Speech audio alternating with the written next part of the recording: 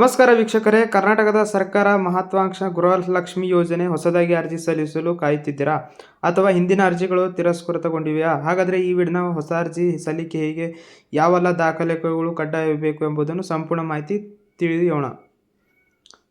ಹೊಸ ಗೃಹಲಕ್ಷ್ಮಿ ಯೋಜನೆ ಅರ್ಜಿ ಸಲ್ಲಿಸುವ ಈ ಕೆಳಗಿನ ದಾಖಲಾತಿಗಳು ನಿಮ್ಮ ಬಳಿ ಇರುವುದು ಕಡ್ಡಾಯವಾಗಿದೆ. ಮೊದಲಾಗಿ ನೋಡೋದಾದರೆ ರೇಷನ್ ಕಾರ್ಡ್, BPL ಅಥವಾ APL ಅಥವಾ ಅಂತ್ಯೋದಯ ರೇಷನ್ ಕಾರ್ಡ್ ಕುಟುಂಬದ ಯಜಮಾನಿ ಹೆಸರು ನಮೂದಿಸಿರಬೇಕು.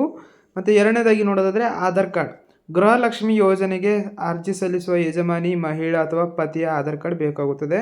ಮತ್ತು ಮೂರನೇದಾಗಿ ನೋಡೋದಾದರೆ ಬ್ಯಾಂಕ್ ಪಾಸ್ಬುಕ್, ನೇರ ಹಣ ವರ್ಗಾವಣೆಯಾಗಿ DBT ಯಜಮಾನಿ ಮಹಿಳಾ ಹೆಸರಿನಲ್ಲಿ ಬ್ಯಾಂಕ್ ಖಾತೆ ವಿವರ ಆಧಾರ್ ಕಾರ್ಡ್ಗೆ ಲಿಂಕ್ ಆಗಿರಬೇಕು, ಬ್ಯಾಂಕ್ ಖಾತೆಯ ಆಧಾರ್ ಕಾರ್ಡ್ ಲಿಂಕ್ ಆಗಿರಬೇಕು. ಮತ್ತು ನಾಲ್ಕನೇದಾಗಿ ಮೊಬೈಲ್ ನಂಬರ್, ಆಧಾರ್ ಕಾರ್ಡ್ಗೆ ಜೋಡಣೆ ಆಗಿರುವ ಚಾಲ್ತಿಯಲ್ಲಿರುವ ಮೊಬೈಲ್ ಸಂಖ್ಯೆಯನ್ನು ಇರಬೇಕಾಗುತ್ತೆ. ಮತ್ತು ಅರ್ಜಿ ಸಲ್ಲಿಸುವ ವಿಧಾನ ಹೇಗಿರ್ತದೆ ಅಂದರೆ, ಹಾಗಾದರೆ ಅರ್ಜಿ ಸಲ್ಲಿಸುವುದು ಹೇಗೆ ಇಲ್ಲಿ ನೋಡಿ ವಿವರ.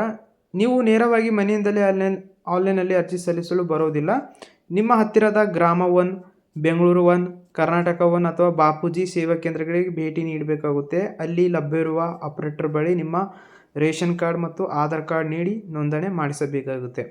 ಅರ್ಜಿ ಸಲ್ಲಿಸಿದ ನಂತರ ನಿಮಗೆ ಒಂದು ಸ್ವೀಕೃತಿ ರಸೀದಿಯನ್ನು ಕೊಡ್ತಾರೆ, ಅದನ್ನು ನೀವು ಭದ್ರವಾಗಿ ಇಟ್ಕೊಳ್ಳಿ. ಸೊ ಈ ಮಾಹಿತಿ ನಿಮಗೆ ಉಪಯುಕ್ತವೆನಿಸಿದರೆ ತಪ್ಪದೆ ಲೈಕ್ ಮಾಡಿ ಮತ್ತು ನಿಮ್ಮ ಸ್ನೇಹಿತರೊಂದಿಗೆ ಹಂಚಿಕೊಳ್ಳಿ. ಸರ್ಕಾರದ ಇಂತಹ ಹೆಚ್ಚಿನ ಯೋಜನೆಗಳ ಮಾಹಿತಿ ನಮ್ಮ ಚಾನಲನ್ನು ಸಬ್ಸ್ಕ್ರೈಬ್ ಮಾಡ್ಕೊಂಡ್ಬಿಡ್ರಿ. ವಿಡಿಯೋ ನೋಡೋದಕ್ಕಾಗಿ ಧನ್ಯವಾದ.